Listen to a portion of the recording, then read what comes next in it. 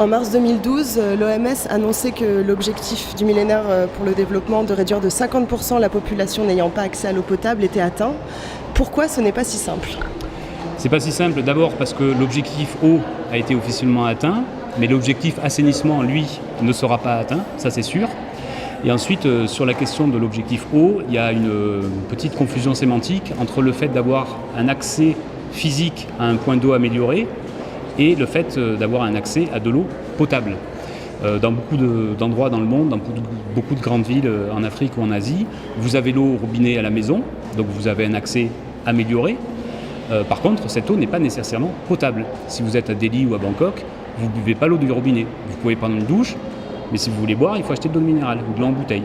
Ou alors il faut filtrer l'eau du robinet. Elle n'est pas potable. Alors on parle d'un accès à l'eau tout simple.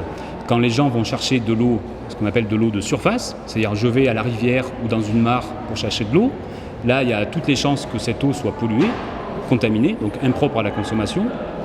Après vous avez des sources naturelles, de l'eau qui sort du sol entre des rochers.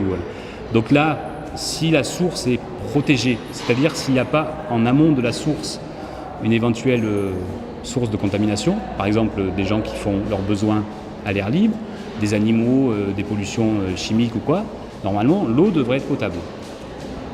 Et puis après vous avez des points d'eau aménagés ou améliorés, un puits avec une pompe, une source avec un captage protégé, peut-être un petit réseau de distribution, des robinets. Là on parle d'aménagement des points d'eau.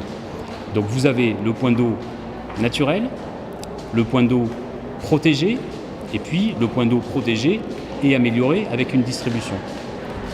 Et donc, que reste-t-il à accomplir pour que tout le monde ait accès à l'eau potable ? Aujourd'hui, il reste à peu près entre 800 et 1 milliard, enfin 800 millions et 1 milliard de personnes qui n'ont pas du tout accès à un point d'eau ni protégé, ni amélioré, ni rien. Donc eux, ils vont chercher l'eau à la rivière. Et pour ceux qui ont un accès à un point d'eau physiquement amélioré, il faut faire en sorte que cette eau soit aussi potabilisée, c'est-à-dire qu'elle soit traitée en amont avec un ajout de chlore ou un produit pour la rendre propre à la consommation.